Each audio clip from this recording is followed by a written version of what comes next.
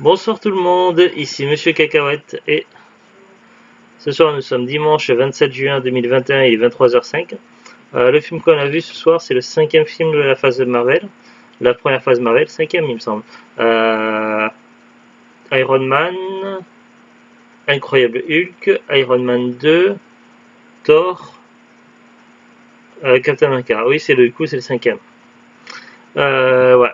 Moi c'était pas la première fois qu'on le voyait, on l'avait déjà dû voir au moins une ou deux fois. C'est donc avoir évidemment dans l'ordre chronologique des films de la première phase de la phase Marvel, du Marvel Universe. Donc celui-là il se voit tout juste après le film Thor que l'on a revu récemment. Mais par contre, si on suit la chronologie de l'histoire des personnages, Captain America est un personnage plus ancien au niveau de la chronologie que Thor ou Iron Man, puisque au niveau de l'action ça se passe dans les années 40.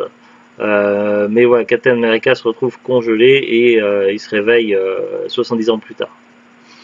Alors, de quoi parle le film? Donc évidemment, donc c'est la jeunesse de Captain America, la genèse et la jeunesse en même temps. Voilà, un petit jeu de mots. Alors, qu'est-ce qu'ils nous disent? Volontaire pour participer à un programme expérimental, Chris Evans se retrouve transformé en super soldat connu sous le nom de Captain America, l'arme ultime contre le mal. Dans son combat pour la liberté, il va devoir affronter le diabolique Crâne Rouge, Hugo Weaving, Matrix et déjouer les terribles plans d'une organisation scientifique secrète, l'Hydra. Alors, pour résumer un petit peu le film, donc ça se passe pendant la guerre dans les années 40, donc la guerre contre l'Axe, l'alliance contre l'Axe.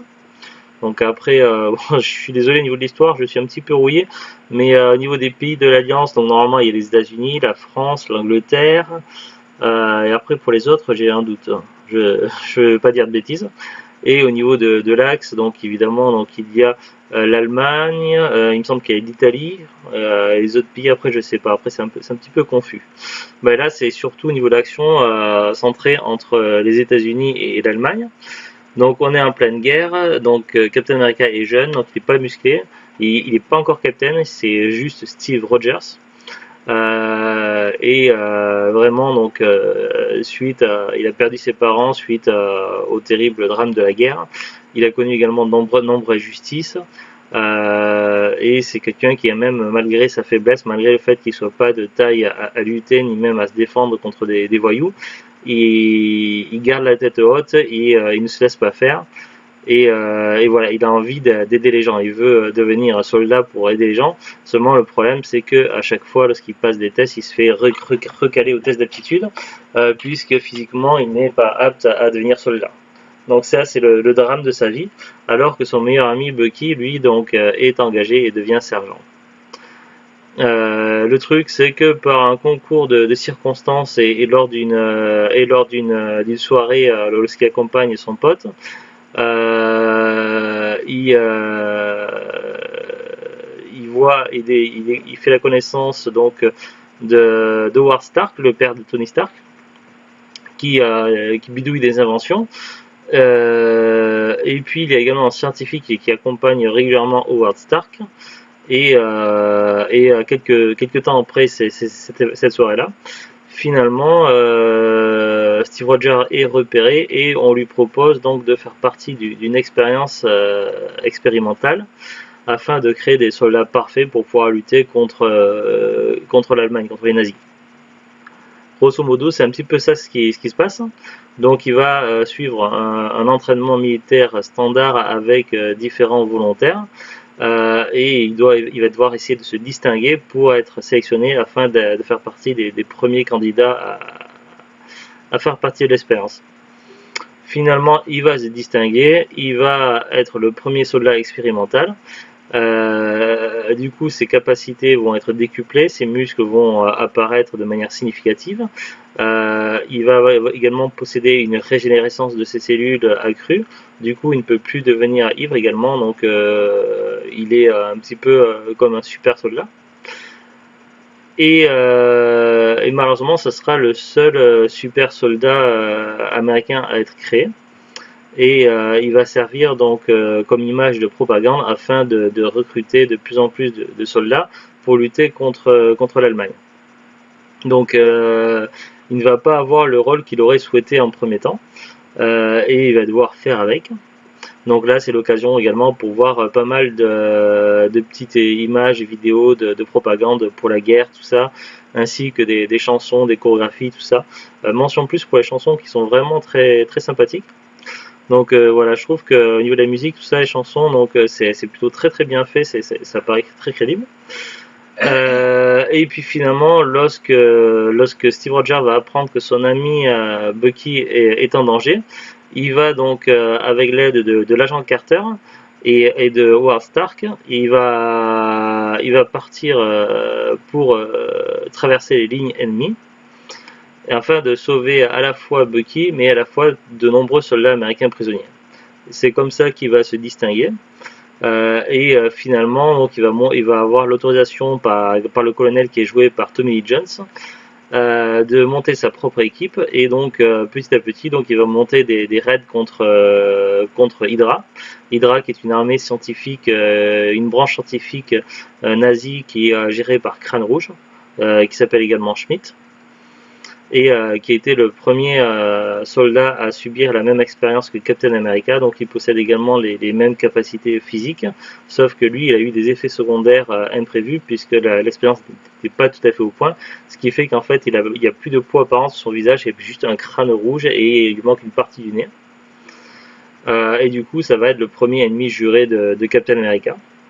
Donc il va y avoir des échauffourées, et puis il va y avoir finalement un affrontement final, et ce qui va conduire à nous revenir au présent, puisque dans le présent en fait le capitaine est découvert congelé dans la glace, et durant quasiment tout le film on va voir en fait comment il en est arrivé là, et après on aura quelques minutes, enfin quelques scènes où finalement on est en 2000, je sais pas si en 2010, 11 ou 12.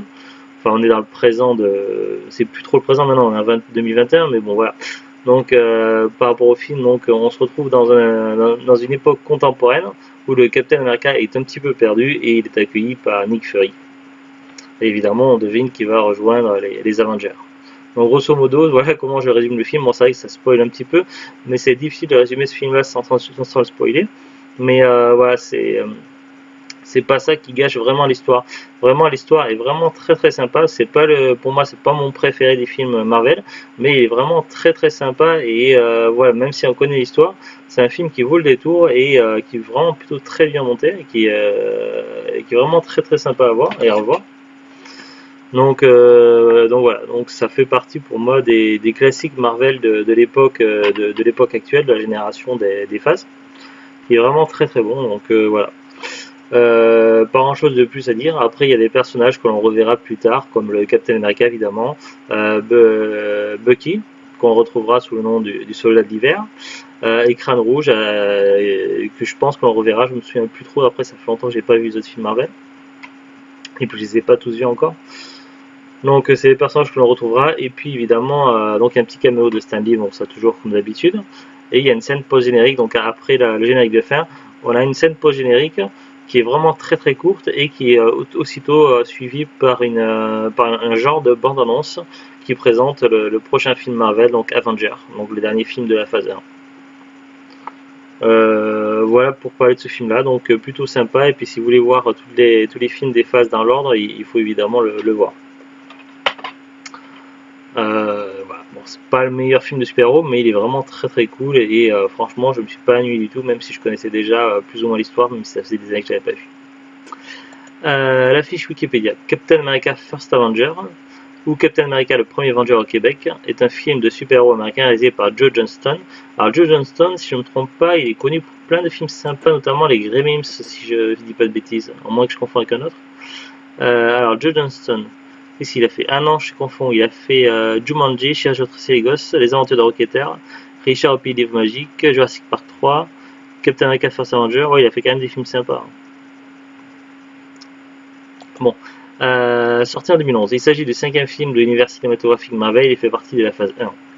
Le film raconte l'histoire de Steve Rogers, un jeune homme frêle de Brooklyn transformé en super soldat nommé Captain America durant la Seconde Guerre mondiale. Il doit notamment arrêter Crâne Rouge, chef d'Hydra, qui a mis au point des armes surpuissantes utilisant une mystérieuse source d'énergie, ou une source d'énergie à base d'une espèce de cube. Et les cubes, c'est quelque chose qui reviendra régulièrement durant ces 3 phases Marvel. Bon, après le synopsis qui raconte toute l'histoire, fiche technique. Durée 124 minutes, sortie au Canada et aux États-Unis le 22 juillet 2011, en France le 17 août 2011. Casting Chris Evans. Alors, c'est pas son premier film super-héros. Avant, on l'avait vu dans les 4 Fantastiques 1 et 2.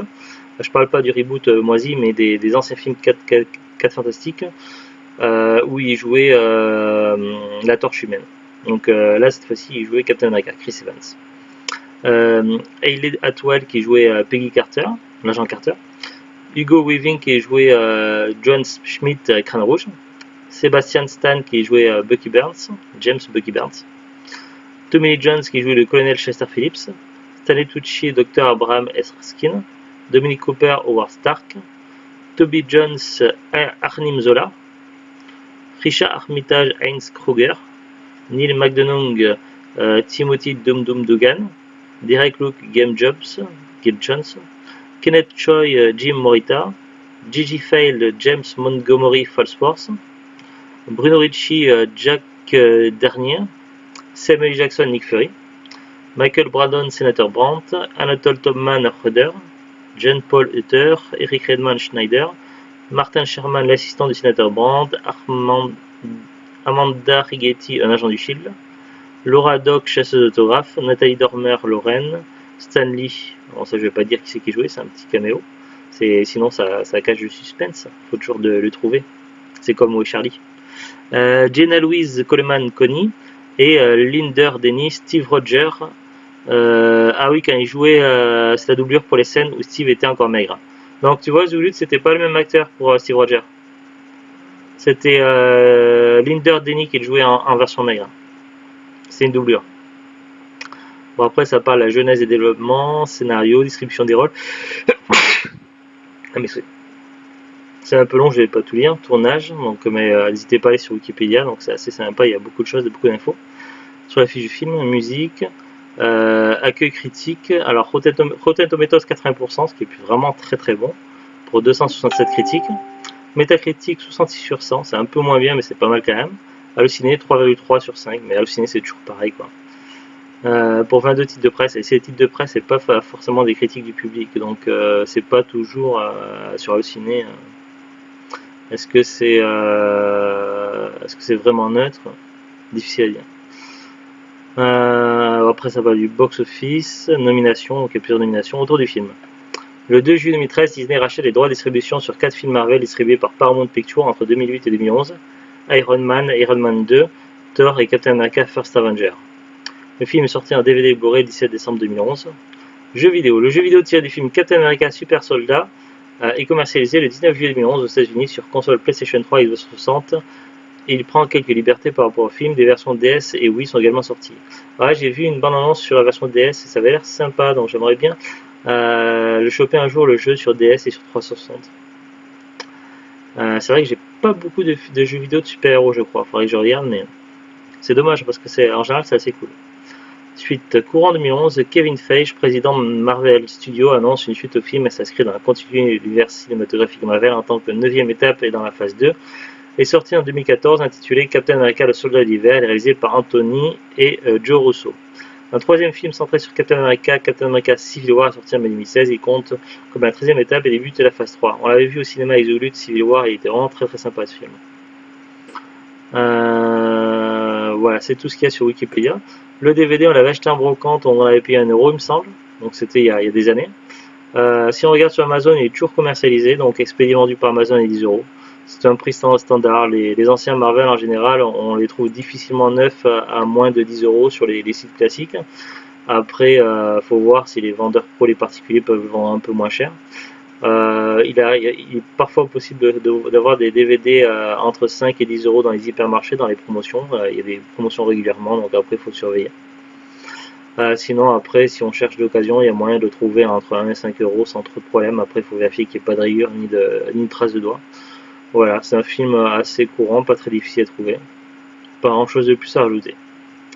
Sur ce, donc on vous souhaite une bonne fin de week-end, à bientôt et au revoir.